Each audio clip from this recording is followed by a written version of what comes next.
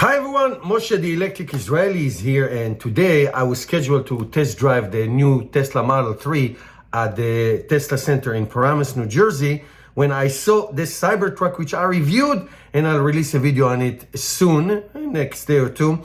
But the point, my wife and I went to see the Model 3, so the showroom had the red one, and we actually drove the white one, the long range.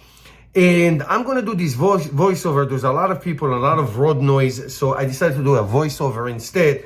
And I'll go over all the main features. It is an absolutely beautiful car. My initial reaction is tight, very tight. The lines are perfect. The build quality is amazing. And the ride is just spectacular. So there are few changes, obviously. It's an upgraded model, aka Project Highland. So first of all, the key card, you can put it now in the front on that phone charger, not like on the dash like it was before. So there are three main changes: the steering wheel, the screen, and the exterior. There are other changes, but these are the three main ones. Everything is on the steering wheel, including the wiper blade, the notorious wiper blades. So everything is on the steering wheel. So that's number one. The screen, it has the gear. So if you had a chance to drive a Model S or a Model X, the upgraded one from last year, from a year and a half ago, you would know that everything is on the steering. There's no stocks, okay? No more stocks. Everything is attached. And when you get into the car, and you are facing forward, the car, you can do a setting and the car will be already in drive. And if it's the other way around, it will go into reverse. So like I played around with all the settings. You press the button, the circle button, and put you on cruise control and all that. So basically, you have the traditional rolling buttons. You have the traditional window setting. Now the door button is a little bit bigger, but not that. If I didn't tell you, you wouldn't even know. The sound of the door coming in, same, no difference. There is that ambient light.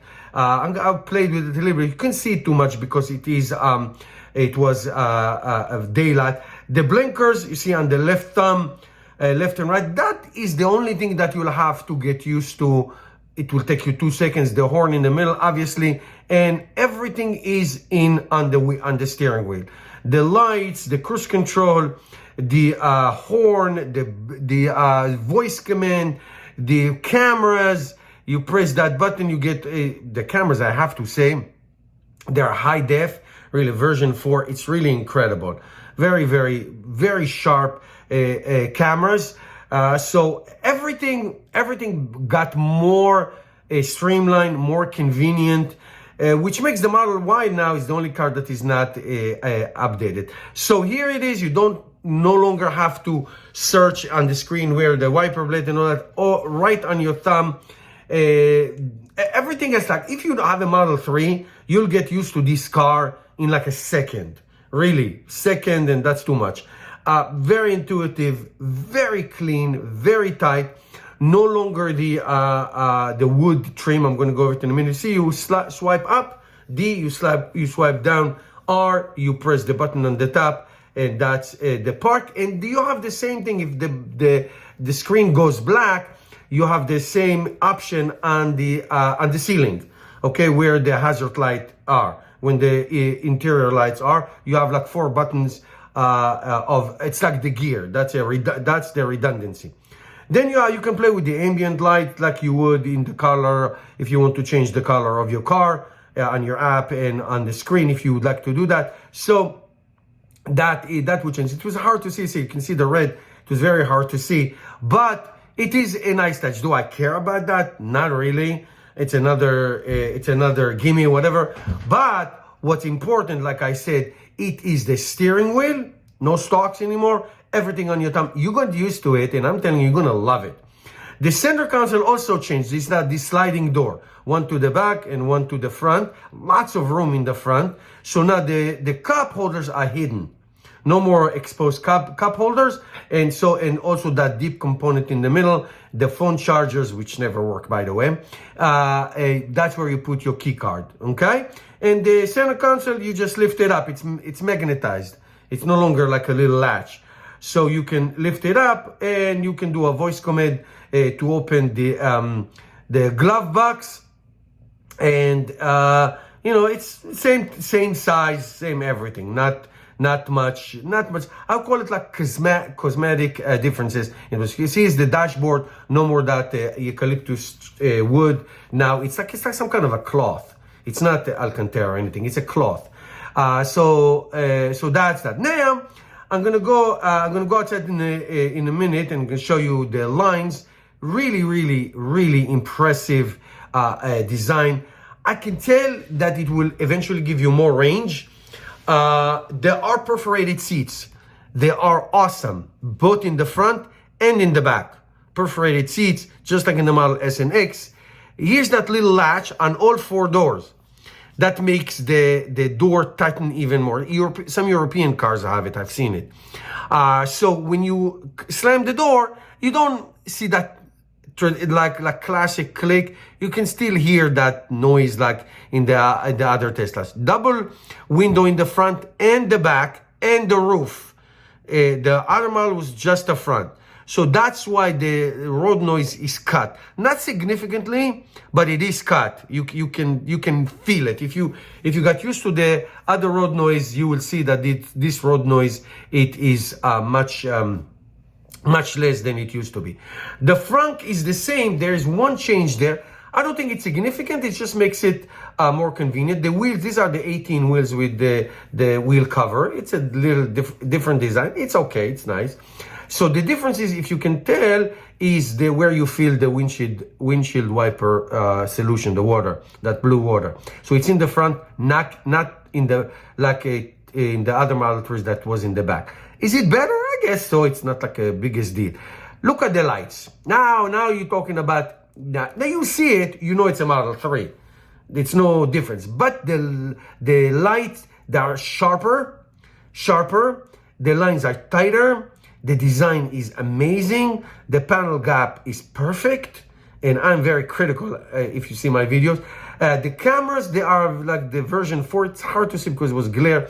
But they have, if you want to know if they're version 4, you'll see that there's like a red light.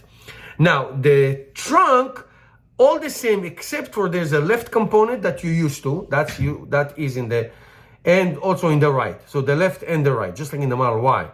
Okay? You have left and right component, as opposed to just one. Now, as you see, the entire tail lights come up with the trunk. Same way that you open and close it. No more Tesla logo. Going over it in a minute. So the whole thing is one chunk.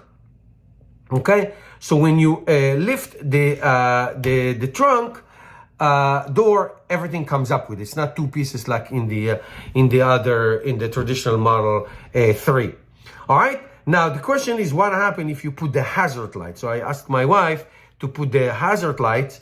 So what happened when the hazard lights are on and you have to lift the lift gate? What happened? Well, Tesla has a very cute solution. So here's the hazard lights, and once you lift it up, there are 2 extra lights below the bumper in the back. See them? Here they are. Now once you close, if you close it, then those lights at the bottom will stop working, and you have the top light as well, which continue to work. As you see, the bottom lights turned off, the top lights continue to move on. You have that Tesla spelled out, no longer the T logo, dual motor. We parked in a very quiet neighborhood in Paramus, New Jersey. Like I said, this is well-built car. No more the Tesla shenanigans with the panel gap. No more. No more paint mismatches. No more paint spillage. None of that. And here's the fire truck, of course. Came twice, by the way. The exterior is beautiful. Again, you're not going to confuse it with a different car. Okay? The back seats are also perforated. There's a back screen, like an 8-inch back screen. I'll show it to you at the end.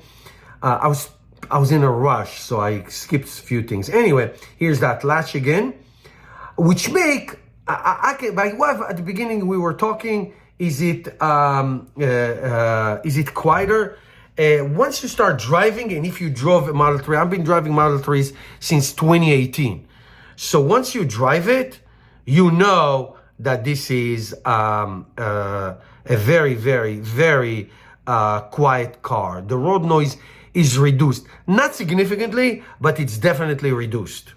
It's definitely reduced. You can feel it. I mean, listen, to begin with, they are very quiet cars. So the suspension is a little bit better. The sealant of the windows and you don't hear wind or anything like that. Again, is it like so much better than the previous model? Not really, but it is better. It is really better. Really, really better. There's no question about it. 100% better. So basically, they gave us about 20 minutes altogether. They were very nice. The Tesla Center in Paramus, all of them, they're very nice. It's like so much. I don't miss regular car dealerships. I hate those places. Anyway, let's get back on subject. So we drove in the small streets, then we went on the highway, acceleration, same thing. This version is what you see me talking. That's my Hebrew version. So I had to choose one language. So I did the Hebrew and voiceover in the English. So anyway, forgive me for that.